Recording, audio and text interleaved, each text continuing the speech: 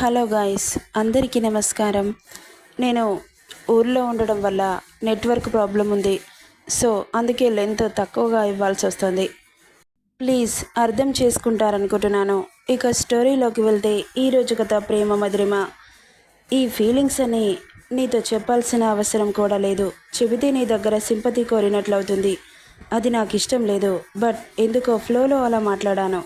నీకు నా మీద కోపం ఉంటే చూపించేసే, నాకేం ఫరక్ లేదు. నేను ఎలా ఉంటానో అలాగే ఉంటాను. అలాగని తగ్గను, లాగేసుకుంటాను అని కన్నింగ్ స్మైల్ ఇచ్చి ఆమె పెదాలను అందుకున్నాడు. అతని మాటలకి చేసే చర్యలకి బిత్తరపోయి నిలబడింది. ఇద్దరి మధ్య చాలా రోజుల ఎడబాటు, అంటే ప్రేమగా ఉండి చాలా రోజులవుతుందిగా రావడంతో ఆమె పెదవుల్లోని అదర మధుర మకరంద చుంబనాన్ని ఇష్టంగా తీసుకుని ఆమెను చూశాడు. బొమ్మన నిలబడిపోయింది. ఏమైందని కళ్ళెగరేశాడో. ఏం లేదని తల అడ్డంగా ఊపింది. బాతింగ్ చేయించనా అంటూ ఆమె డ్రెస్ మీద చేయి వేశాడు. వద్దని తలొప్పి తల కిందకి దించింది. షూర్ అని అడిగాడు. అవునని తలూపింది. త్వరగా రా అని చెప్పి వెళ్ళాడు. వెళ్తున్న అతన్ని క్షణం చూసి ఇక ఆమె ఫ్రెష్ అయ్యి బయటకు వచ్చేసరికి బాబు కూడా ఫ్రెష్ అయ్యాడేమో. డ్రెస్ వేసుకుంటూ కనిపించాడు. క్యాజువల్స్లో ఉన్నాడంటే ఈరోజు షూటింగ్కి వెళ్ళట్లేదా అనుకుంది మనసులో. ఇక అప్పుడే బయటకు వచ్చిన దక్షితని తల తిప్పి చూసి నవ్వుతూ దగ్గరికి వెళ్ళాడు. ఆమె తెల్లటి శరీరంపై నీటి బొట్లు ఆకర్షణీయంగా మెరుస్తుంటే దగ్గరికి వెళ్ళి కాస్త పెద్దగా అయిన పొట్టని చూస్తూ రైట్ హ్యాండ్ పొట్ట మీద వేసి తడుముతూ లెఫ్ట్ హ్యాండ్ వీపు మీద వేస్తూ ఆమె భుజం మీద తలతల మెరుస్తున్న నీటి బొట్లని నాలుకతో లిక్ చేసి టవల్ విప్పుతుంటే గట్టిగా పట్టుకొని బెదురుగా చూస్తోంది. కొంటెగా చూస్తున్నాడు. అతని చూపులకి తల తిప్పేసుకుంది. ఆమెను గాఢంగా హత్తుకొని ఒంటి మీద టవల్ దూరం చేసి భుజం మీద కసుక్కున కొరికి అదే టవల్ని ఇద్దరికి కలిపి చూడుతూ గుండెలపై చిరుముద్దిచ్చి పక్కన వార్డ్రోబ్ ఓపెన్ చేసి మ్యాక్సీ తీసి ఆమెకు వేసి టవల్ తీసేశాడు. ఎందుకు తీసేసినట్లు, మళ్ళీ ఎందుకు కట్టినట్లు అని అయోమయంగా చూస్తోంది. టవల్ తీసేయగానే ఆమె ఇబ్బందిని గమనించిన దక్ష్ ఆమెను హత్తుకొని ఇద్దరికీ కలిపి చుట్టాడు. ఎందుకంటే ఇద్దరి మధ్యలో ఆ టవల్ కూడా ఆ క్షణం అడ్డుగా అనిపించింది. మనస్ఫూర్తిగా హత్తుకొని పాప ఇబ్బందిని కూడా దృష్టిలో పెట్టుకొని మ్యాక్సీ వేశాడు. తనని బెడ్ మీద కూర్చోబెట్టి అతను తెచ్చిన బాదం మిల్క్ ముందుగా తాగించి తర్వాత అతని చేతులతో చేసిన స్వీట్ని ఆమె నోటికి అందించాడు. పొద్దున్నే స్వీట్ తినాలనిపిస్తుంటే ఆశ్చర్యంగా చూసింది. తిను అంటూ చూశాడు. నోరు తెరిచింది.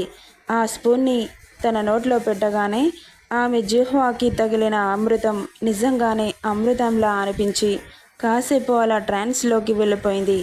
ఆమె ఫేస్ ఎక్స్ప్రెషన్స్కి ఫిదా అయిపోతూ అలా పూర్తిగా తినిపించేశాడు. ఆమె తినే విధానానికి అర్థమైంది అతను చేసిన స్వీట్ సక్సెస్ అయిందని. ఇష్టమైన వాళ్ళ కోసం ఇష్టంగా ఏది చేసినా చాలా టేస్టీగా ఉంటుంది. ఇక తను తినడంతోనే అతని కడుపు నిండినట్లు అనిపిస్తుంటే అతని చేతులతోనే మెడిసిన్ వేసి పడుకోబెట్టాడు. చాలా వీక్గా ఉందని జాగ్రత్తగా చూసుకోమని మరీ చెప్పింది డాక్టర్. అతని ప్రవర్తనకి ఆశ్చర్యంగా అనిపిస్తున్నా మాట్లాడలేదు దక్షిత. అలాగే కళ్ళు మూసుకుంది. బేబీని నా చేతిలో పెట్టి వెళ్ళిపోతానని పిచ్చి ఆలోచనలు చేస్తున్నావేమో. అది జరగదు. లైఫ్ లాంగ్ నువ్వు నన్ను భరించాల్సిందే. బోనస్గా బేబీని కూడా సంవత్సరానికి ఒక బేబీని దింపుతా, రెడీగా ఉండు అంటుంటే ఒక బేబీకే ఊపిరాడటం లేదు. అంతమంది బేబీస్ని కేర్ చేస్తూ నేనెక్కడుంటాను అనింది. ఆమె మాటకి నీకు ఊపిరాడేలా నేను చేస్తానుగా, ఎందుకు కంగారు పడుతున్నావు అంటుంటే నువ్వు నాతో హ్యాపీగా ఉన్నావా లేక నటిస్తున్నావా అని అడిగింది. నీకెలా అనిపిస్తుంది అని అడిగాడు.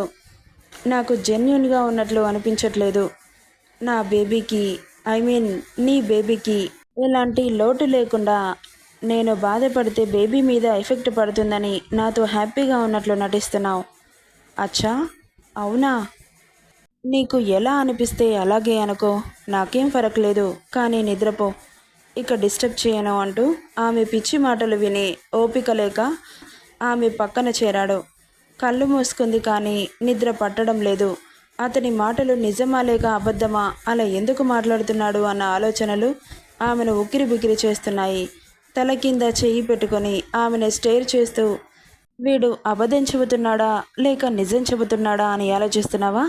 నేను చెప్పేది ఒకటి చేసేది ఒకటి చేయను అని నీకు తెలుసుగా. ఏది చెబితే అదే చేస్తాను, నాకేదనిపిస్తే అదే మాట్లాడతాను.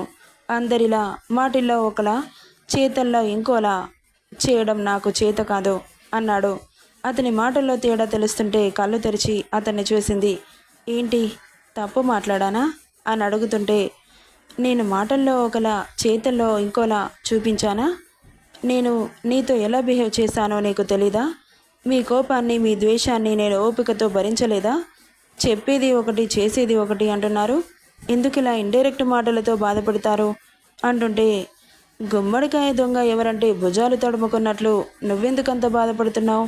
నేను నిన్నని మెన్షన్ చేశానా అని ఒక హైబ్రో అప్ చేసి అడుగుతుంటే సైలెంట్ అయిపోయింది. చూడు డస్కీ, నా లైఫ్లో ఎవరెవరు ఎలాంటి పాత్ర పోషించారో నీకు బాగా తెలుసు. తెలిసాక కూడా ఇలా మాట్లాడితే నేనేం చేయలేను. సరే కానీ కీర్ ఎలా ఉందో చెప్పలేదు అని ఆమె చేతి అతని చేతిలోకి తీసుకొని అడిగాడు. బాగుందనింది.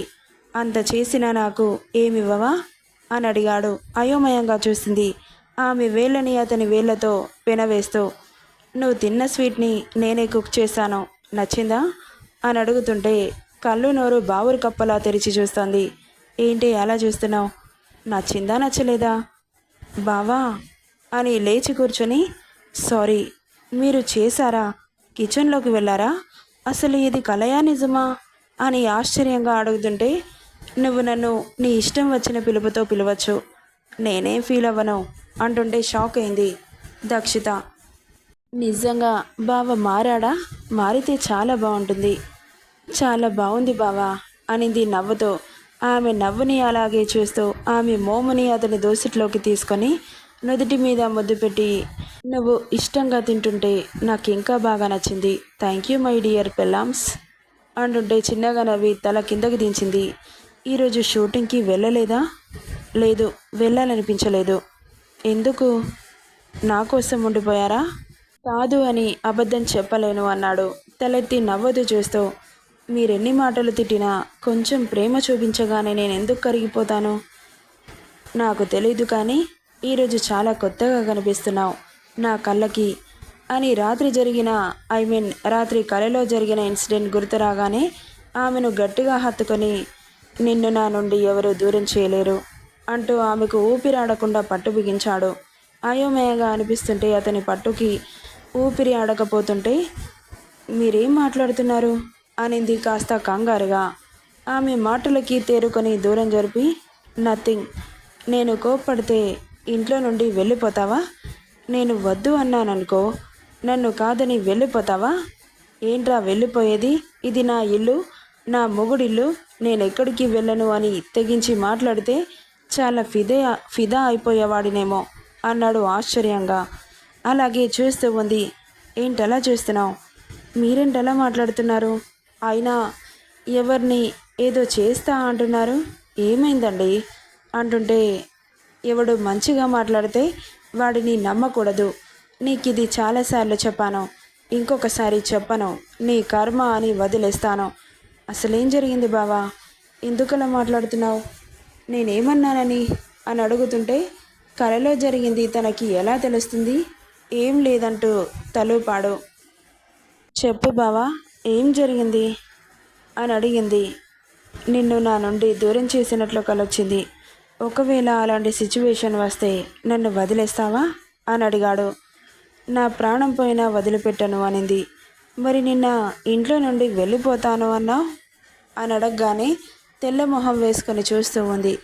నెక్స్ట్ పార్ట్లో ఏం జరుగుతుందో చూద్దాం. ఈ స్టోరీ ఎలా ఉందో కామెంట్ చేయండి guys. Thank you for listening.